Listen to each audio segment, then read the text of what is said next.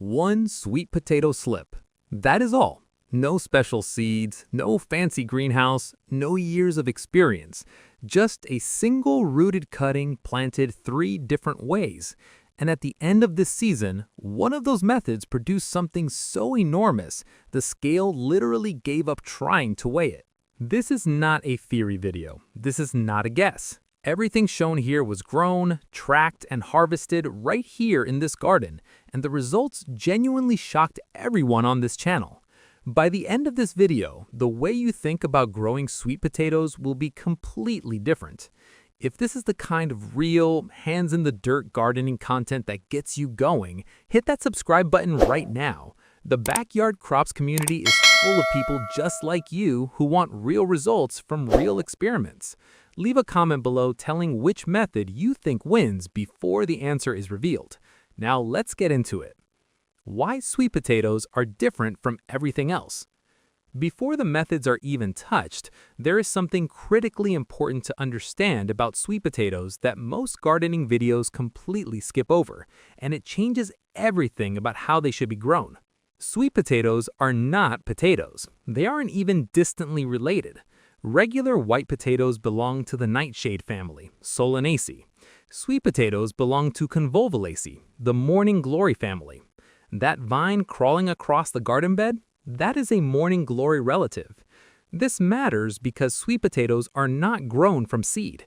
They do not sprout eyes like a russet. They produce what are called slips, small rooted shoots that grow directly from the flesh of a mature sweet potato tuber. Getting slips is either the easiest or most involved part of the whole process, depending on the approach taken. The DIY method works like this.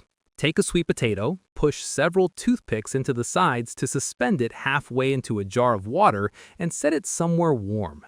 Within a couple of weeks, roots will emerge from the submerged bottom and leafy green shoots, the slips, will sprout from the top. Once those slips are around 5 to 6 inches long, they are snapped off carefully and placed in a small pot with moist soil. After the roots establish over a week or two, the slip is ready to be planted out. It is labor-intensive but deeply satisfying, and it produces plants that are perfectly suited to the local environment. The faster route is ordering slips online. Many specialty nurseries ship them directly to the door, and they arrive looking scraggly, wilted stems. Do not be fooled. Those sad-looking things can produce mountains of food given the right conditions. One more thing. Sweet potatoes are long-season crops. They want warm soil, warm nights, and the growing window of at least 100 to 150 days. In cooler climates, starting slips early indoors and using soil warming techniques becomes critical. Soil temperature should never drop below 50 degrees Fahrenheit around developing tubers, or the roots will turn brown and mushy. That warm season requirement is exactly why the method used to grow them matters so much, and why this experiment exists. The 3 methods, what was tested, and why. 3 slips were grown, 3 completely different methods, each one planted on the same day in the same general garden area with no added fertilizer beyond the existing amended soil, just compost worked in over the past couple of seasons. Method 1, standard in-ground planting. This is how the majority of gardeners around the world grow sweet potatoes. A slip is placed directly into amended garden soil, firmed in, watered, and left to do its thing. No tricks, no modifications. This method serves as the control, the baseline that everything else gets compared against. Method 2, container growing. A 7-gallon container was used here, though experts recommend going to 15 or 20 gallons for the best results. The mix was customized, a quality potting blend with added coarse sand for drainage and extra phosphorus worked in. Sweet potatoes are heavy feeders when it comes to phosphorus and potassium, but they actually do poorly with too much nitrogen.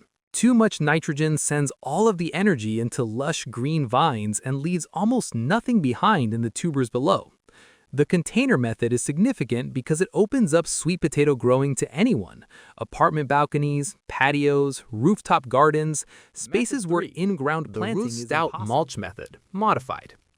This is where the experiment gets genuinely interesting. Ruth Stout was a legendary American gardener born in 1884, sometimes called the mulch queen. She figured out in the 1920s that nearly every traditional gardening task, plowing, tilling, weeding, even watering, could be eliminated by simply laying a permanent, thick layer of old hay over the entire garden. Her book, Gardening Without Work, became a landmark in organic gardening history, and her methods are still being rediscovered and tested by home growers today. The standard Ruth Stout approach for potatoes is to drop a seed potato directly on the ground and cover it with 6 to 8 inches of hay or straw. No digging, no tilling. The potato grows at the soil-hay boundary, and at harvest time, the hay is pulled back to reveal the tubers sitting right there, barely buried at all. For this experiment, that approach was adapted for sweet potato slips. The slip was planted in the ground, but then mounded up generously with certified organic straw, creating a deep, insulating, moisture-retaining layer that the vines could grow through and spread across. What happens underground? The science of sweet potato growth. Here is something that does not get talked about enough. Sweet potatoes are not just growing down, they are growing everywhere. The tubers do not always form directly at the planting point. They can develop along the trailing vines wherever those vines make contact with warm, moist soil. This is called adventitious rooting, and it is more common than most gardeners realize. Research has confirmed that mulching dramatically improves sweet potato yield. Studies comparing wheat straw mulch against unmulched controls found that all mulch treatments increased yield components significantly. Mulch also increased the sugar content in the tubers, meaning the potatoes actually tasted better, not just bigger. The mechanism is straightforward. Mulch regulates soil temperature, prevents moisture loss, suppresses weeds that would compete for nutrients, and in the case of organic mulch like hay or straw, gradually breaks down to feed the soil directly. For sweet potatoes specifically, which are native to tropical South America and were domesticated there over 5,000 years ago, warmth at the root zone is everything. A thick organic mulch layer keeps that zone consistently warm even as outdoor temperatures swing. In hotter climates, mulch prevents the soil from overheating. In shorter season climates, it extends productive growing time by protecting warmth in the ground past the first cool nights of autumn. This is exactly why the Ruth Stout method becomes so interesting as a sweet potato strategy, and why the results from this experiment were so hard to believe. Watching the garden grow mid-season. Weeks passed. All 3 plants were putting out vines. Sweet potatoes are not a crop that offers a lot of feedback during the growing season. No fruits hanging on a vine to check, no pods to count. Everything is happening silently underground, which is part of what makes harvest day so dramatic. The in-ground plant and the Ruth Stout plant were next to each other, and the vines had started growing together into what looked like one enormous patch. Visual size differences between the two were subtle, though the in-ground plant showed some insect damage at one point, possibly explaining a slight difference in leaf coverage. The container plant was doing well and being kept consistently watered, since containers dry out faster than garden beds, and sweet potatoes are particularly sensitive to drought in the first 50 to 60 days after planting. One important mid-season task for the Ruth Stout plant was adding more straw around the base. Unlike traditional hilling with soil, which works well for regular potatoes, straw hilling with sweet potatoes requires working carefully around heavy vine growth. The vines cannot simply be buried under a dump of material because there is too much foliage. Straw was packed around the core and worked gently under the vine layer, creating a thick, fluffy environment around the whole base of the plant. If growing sweet potatoes in a container, there's one key thing to watch: cracking. Inconsistent watering, periods of too dry followed by sudden heavy watering, causes the tubers to swell unevenly and crack along the skin. The cracks are cosmetic and the potato is still perfectly edible, but it's worth keeping moisture levels as even as possible throughout the full growing season. All 3 plants had died back. The vines had browned at the edges, classic signals that the tubers are done developing and ready to come out of the ground. Method 1 results: standard in-ground. The in-ground plant was carefully dug out. The yield was genuinely impressive, nearly 6 pounds of sweet potatoes from one single slip. That is food on the table. That is real production. Most gardening resources estimate 15 to 30 pounds per 10-foot row of sweet potatoes when grown conventionally. So a nearly 6-pound return from a single slip planted in a home garden with minimal inputs is a result that any backyard grower should feel great about. Method 2 results: container growing. The container was tipped on its side and the root ball pulled out. Sweet potato roots had pushed against the walls of the container, a sign the plant had genuinely tried to expand into whatever space was available.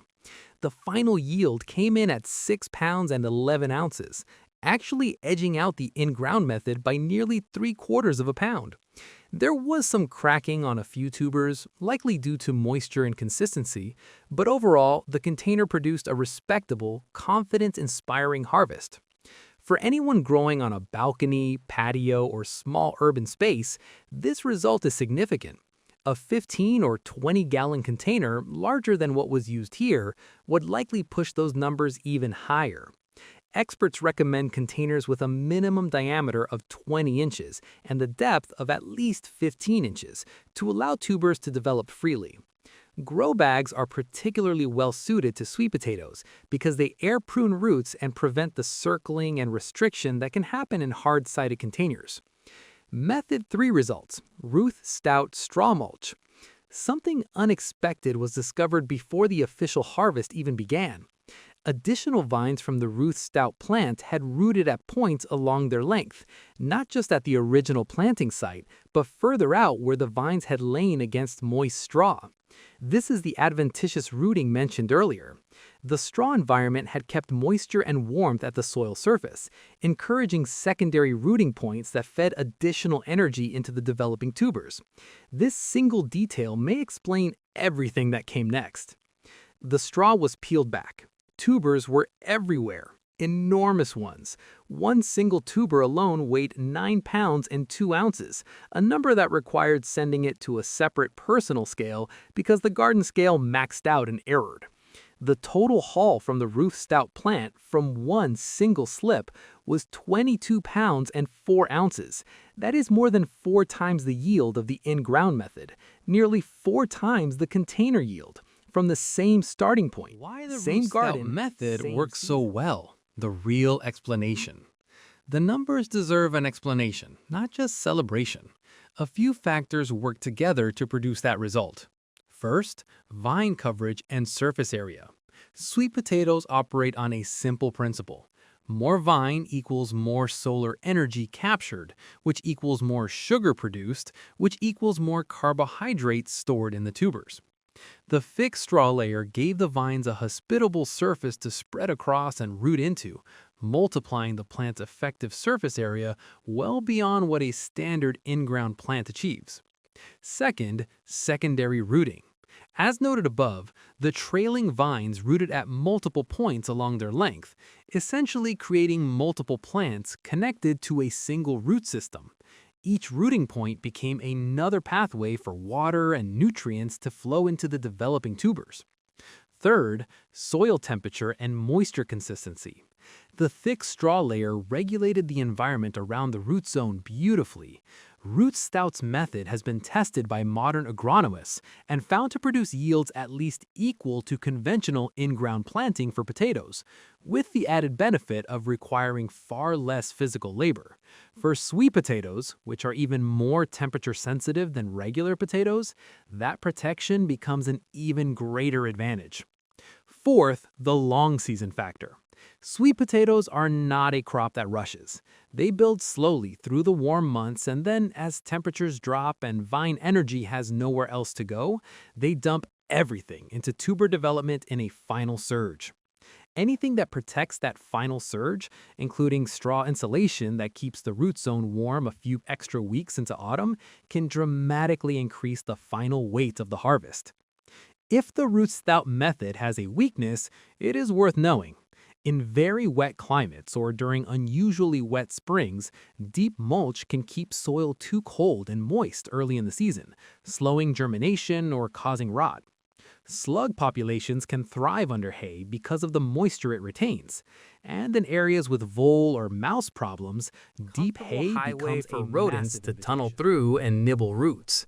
These are real considerations, not deal breakers, just variables to manage depending on the growing environment. Key takeaways for every type of grower. If growing in-ground with standard methods, expect a solid, reliable yield.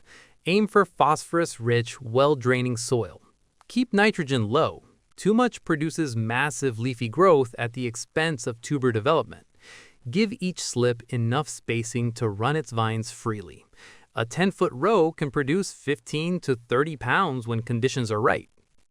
If growing in containers, go bigger than instinct suggests. A 15 to 20-gallon container per plant is the right target. Use a well-draining mix with added coarse sand. Keep watering consistent to prevent tuber cracking. Bush varieties like Vardaman or Puerto Rico are well suited to container growing because they produce shorter vines that stay manageable. Avoid grocery store sweet potatoes as starting material. Variety and disease history are unknown variables that can undermine the whole harvest. If attempting the Ruth Stout method, use certified organic straw or old hay. Layer it 6 to 8 inches thick around the base of the slips. Allow vines to sprawl freely across the straw surface. Do not cut them back or restrict them. Check for secondary rooting along the vines mid-season and add more straw around those points if found. Be prepared at harvest time for tubers that have spread further than the planting site than expected. Dig a white circle and dig carefully. These tubers can get very, very large. What this experiment proves for backyard growers, is not complicated. Method matters enormously with sweet potatoes, far more than with most other vegetables. The difference between the worst result and the best result here was not different seeds, different soil, or different climate. It was a different approach to the growing environment around the plant. 22 pounds from one slip is not a trick. It is the result of giving a naturally vigorous, heat-loving, vine-spreading plant every advantage it wants: warmth, moisture consistency, space to root, and time to build. The Ruth Stout method, developed by a woman gardening in a house dress in Connecticut decades before the internet existed, turned out to be the most powerful tool in this entire experiment. Every backyard matters. Every container on every balcony matters. Every patch of soil, no matter how small, is a chance to grow real food and understand what plants actually want. That is what backyard crops is built on, and that is why experiments like this one keep happening. If this video taught something new, share it with another gardener. That one share could be what gets someone to finally start growing their own food. Drop a comment with the method being tried this season, or ask any question about the process. Every comment gets read. Subscribe to Backyard Crops so the next experiment lands directly in the feed. Every like, every share, every subscription genuinely keeps this channel running real tests on real crops so the community keeps getting real answers. Go grow something. See you in the garden.